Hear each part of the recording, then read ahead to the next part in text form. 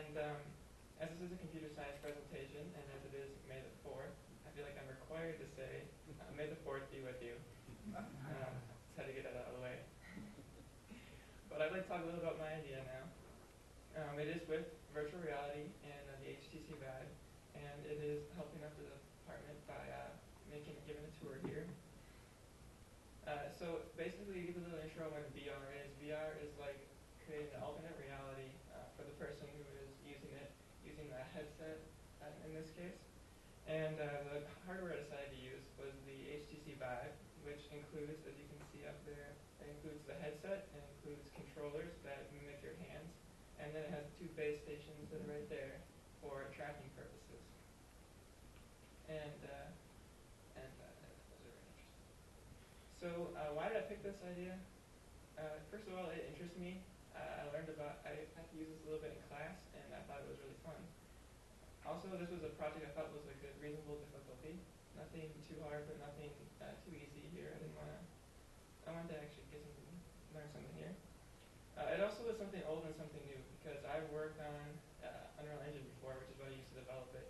But I've never worked with virtual reality before, so I thought this is a perfect balance there for something new, I hope. And I also saw a problem. Now, it wasn't a problem like there's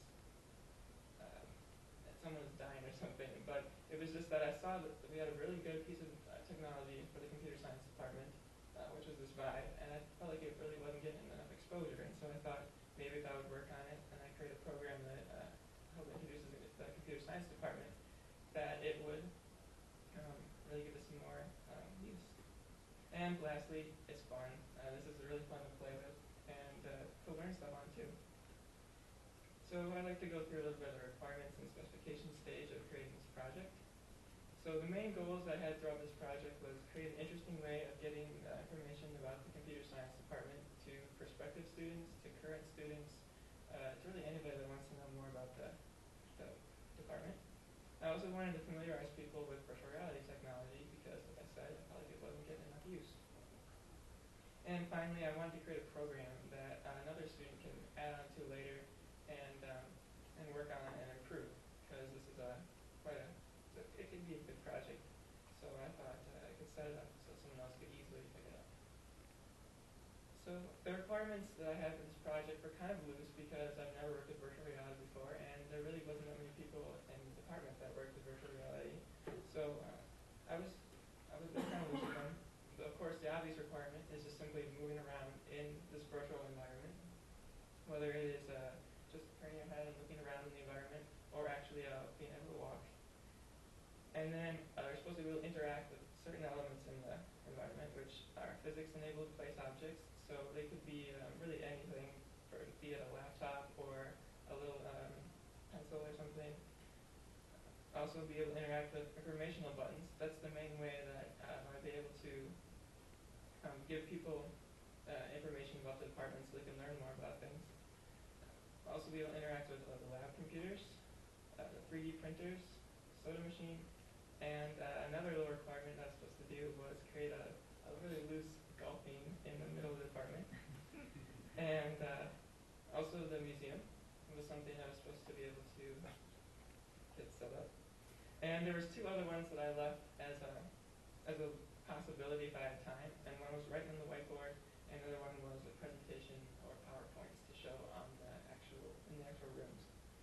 And I got to one of those, so I was happy about that. So in this phase, I did a lot of meeting with the client, and I made sure that I understood what they wanted and what I had to do, and I tried to keep that in my mind. I did a lot of research in this because, as I said, VR technology is kind of new, very new, and I needed to learn about how to do it. I did a lot of experience in it myself, so just playing games on it, and then also observing other people play it, because I really wasn't familiar enough with it that way either, and I needed to learn some tips and tricks and program my own. And some things I got out of that were, first of all, the controls. Because I noticed when I played some games that had a lot of controls in them, that people got really confused.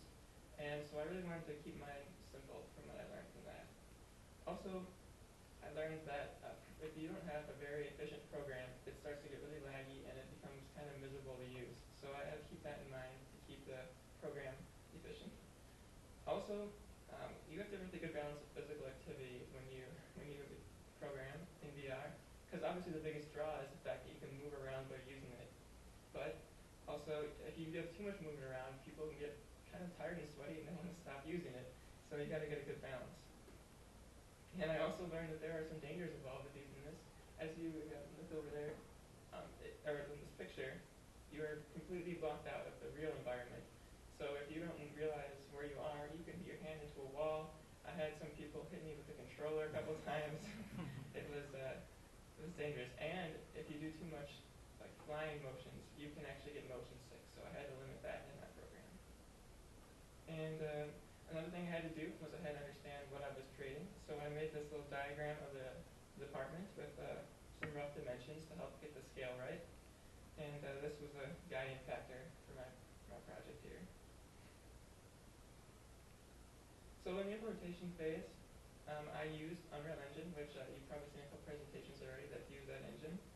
And the main reason I picked that, besides the fact that I've used it before, is that it has really good VR support considering the other options that are out there. And the first phase of the implementation I did was level design. And as you can see a little screenshot of this, of Unreal Engine there. So the first thing I had to do was create the assets, and or I could download them online. I did two ways. For some objects, I could find them online, and they were completely legal and free to use. And the other ones, I just created myself, and I was pretty happy that I was able to create some of those right there. And then once you create those, then you bring them into the program, as you see in this bottom row right there. That is all some of the assets that I have in the program, so there's a lot to do. And then once I implemented them, I needed to add scripting to them and textures and such. And then after I got those in there, I had to design the actual environment and place those objects in the environment to make it look as similar to the computer science department as possible. So talking a little about the programming, I know it's been talked about in the last presentation a little bit, but it is visual scripting also. The main reason I picked it is it's easy to learn. Especially when I want to focus on learning the VR aspect of it, I didn't really feel like using C++ in this case. I do feel it is limited compared to traditional programming. There's a lot of things I wish I could do, but I can't because it's visual scripting. But the benefits of the easy to learn aspect of it outweigh it. And as you can see, the visual scripting language has things like normal programming. This is an if statement right there, and this is a Boolean, and this is a event trigger, so it has many similar aspects to traditional programming. So in this phase, I kept meeting with the client, and it was interesting because as I went in this phase, I had to change some of the requirements as I found out what I can actually do. So it was a good thing that I kept meeting with him. Again, as I mentioned, I really focused on performance so that it wouldn't be laggy or anything during it. And so because of performance, sometimes the objects do look a little bit plainer than they could because Unreal Engine is really powerful. But I really wanted to make sure that you could use it first. So yeah, I kept objects simple and I limited the detail to an extent of the program. And I tried to keep the control simple based on my experiences and other people's experiences on it. So I just only implemented two buttons there. So you can see on there, the big button is you just hold it down and you teleport somewhere. And then the trigger on the bottom is how you interact and grab an object. So I feel like these two buttons are pretty easy for anybody to learn. And I had a lot of hover and events, hover interactions that didn't involve buttons. I thought that would be simpler for people. And this phase, as the other phase, included a lot of research because this is a new technology. So in the testing phase, this was needed with this new technology. New technology especially can be difficult in testing. And so I really focused on the physics testing and performance because things get really weird sometimes when you have physics in a game engine, as you can see by the strange door. And of course, performance I was focusing on through this whole thing. And this was really not just one phase, it was throughout the whole project. And so for the maintenance phase, I'm really not on that yet because I'm still making it. But I was really getting this maintenance phase ready for someone else to take over. And so if someone else wanted to continue to work on this, they could redo the models because some of the models in there are really limited detail. Some of them are just boxes that are placeholders. And that's because the scope of my project was. Some of the work could be redoing textures because I kept the textures very simple too because they can take a little bit extra time. And adding and editing informational buttons. So I set it up so that it's really easy to just drag and drop these informational buttons in there. All you got to do is just change the text. So I think those will be pretty easy for someone else to work on. And I'm going to make this all documented so someone can pick it up pretty easily by looking at the documentation. So some challenges I had when I worked on this. The requirements, as I mentioned, they were tough because this is a new technology. I didn't have that much advice. Also, finding models was a lot tougher than I thought, because I would find a model that looks really great online. Like, I thought this was going to be a really great cabinet I could use, and then I import it, and it looks like this. So it was kind of frustrating there, so I had to go and edit a lot of objects myself, or just create them from scratch. Another challenge was the scale. I didn't expect it to be that much of a challenge, but sometimes I would walk in and I noticed the table was up to my neck, and I thought, that's definitely wrong. So I had to make sure everything was the right scale. And the doors were also a very good challenge of just opening and get the physics with that. And writing on the whiteboard was also very tricky. That was why it was one of my loose requirements at the end. And I got that implemented mostly. It's still not perfect, but it has a functionality working for that. Some things that were easier that I got done was making simple models from scratch. I was very pleased that I remembered how to do some 3D modeling, so I wouldn't have to download everything myself. Setting up virtual reality in Unreal Engine was actually easier than I thought. They had a lot of documentation on that.